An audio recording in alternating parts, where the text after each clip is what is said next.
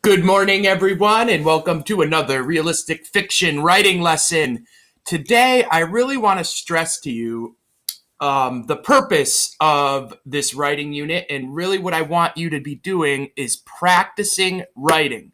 So it is okay if you have to start over, and I've had a lot of parents reach out and ask me if it's okay if they help. Definitely, I expect you to be helping. And it's okay if your child isn't excited about writing something or isn't into it. You might have to start over. And remember, the writing process, brainstorming, and planning are the most important things. So if you have to start over and do this page again, that's okay. I encourage you to get your child excited about the thing they're writing about.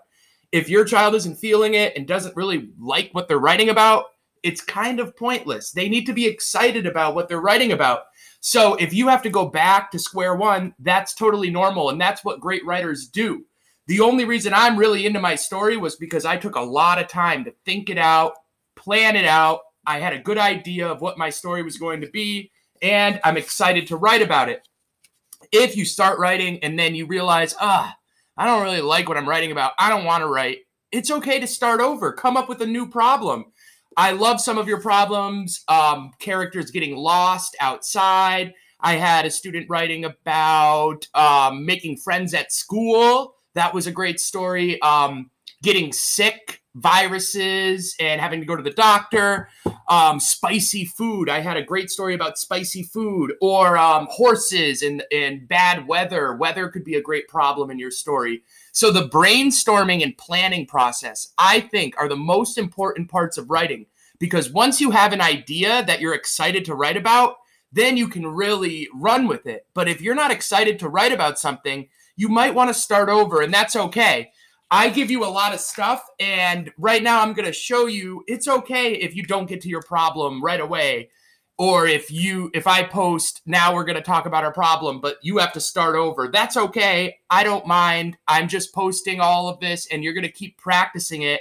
You'll have plenty of time as long as you're taking some time to write. That's my main goal. Take a little bit of time to write, and if you have to start over, that's all right. But we know I'm into my story. I planned it out, and here's where I left off. Matt's smile went away as he began to feel itchy. "What are those red bumps?" asked Courtney nervously. So they just figured out that Matt picked Courtney poison ivy along with the purple lily. And they're just starting to figure it out. So my problem is getting worse. So now I'm going to have Matt figure out it's poison ivy, because we haven't even said poison ivy yet. So we have to figure that part out. Our characters have to figure out they have poison ivy.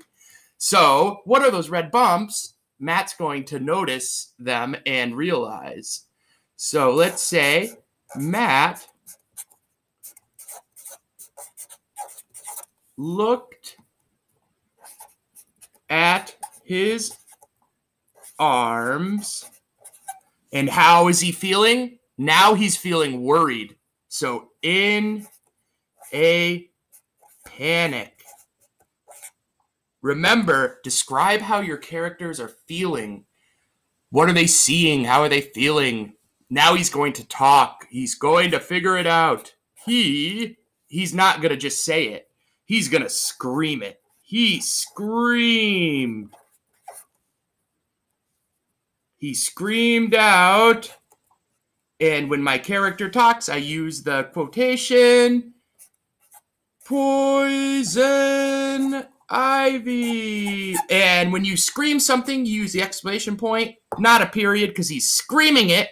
So he screamed out, poison ivy. Now my characters have finally figured out what those plants are and what is going on. So this is getting closer to my solution. I'm not quite there yet, but that's all right. I'm really stretching my story out. So Matt screamed out, poison ivy. What do you think Courtney's going to think? How would Courtney feel in this situation? Is she going to say, Matt, that's okay. Thanks for picking me poison ivy? No, she's going to be mad. So Courtney's going to get mad at Matt. She's going to say something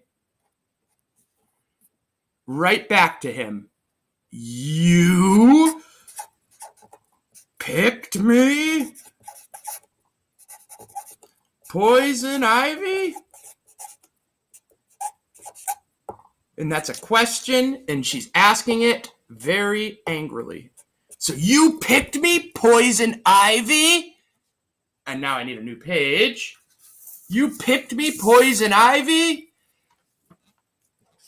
Courtney, because that's who's saying it, screamed back. So now she is mad at Matt because I want to describe how my characters are feeling, and I'm not going to just say Courtney's mad. I'm going to make Courtney scream. So she screamed back. Now she's yelling at Matt, you picked me, Poison Ivy? Because how would you feel if someone gave you Poison Ivy? You would be mad, right? She's not going to just be happy. We haven't gotten to our solution yet. Now we're going to have to get closer to that solution, though. So I planned out that the mom is going to say, oh, that's Poison Ivy, and the parents are going to help. So I think they're in Courtney's yard. So how about Courtney's mom hears it? Courtney's mom heard the noise outside, right? She heard the noise because they're outside and went outside.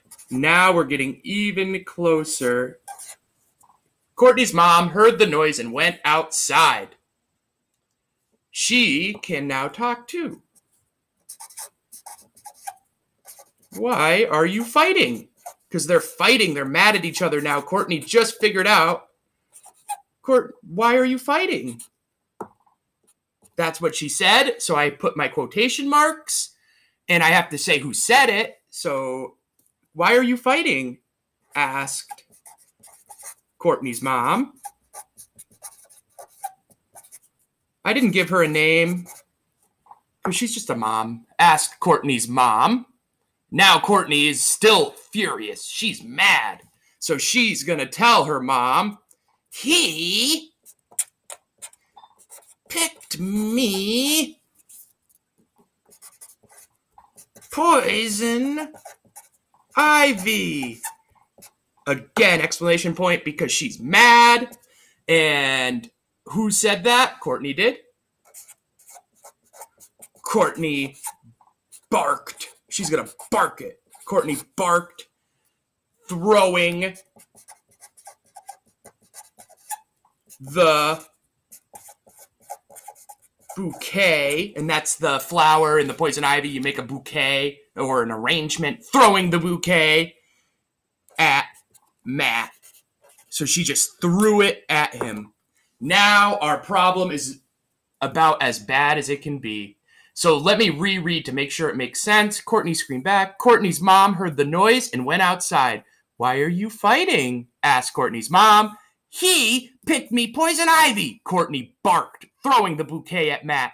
Notice how I'm really stretching out my problem. I'm stretching out my story. I'm making my characters talk and using the quotation marks. So I wanted to show you I haven't even gotten to my solution yet. And if you don't get to your solution, that's okay. Take your time when you're writing. Don't worry if you're not at the exact place I'm at. Everyone should be at a different place, and that's okay. The goal here is just to practice our writing. Keep writing about 15 to 30 minutes a day if you can. And as long as you're practicing, that's what I want you doing. You'll keep getting better and better. If you are not excited about what you're writing about, start over. Come up with a new problem and then start from the beginning. That's totally fine. I love reading your writing. You're all doing a great job. Keep up the good work.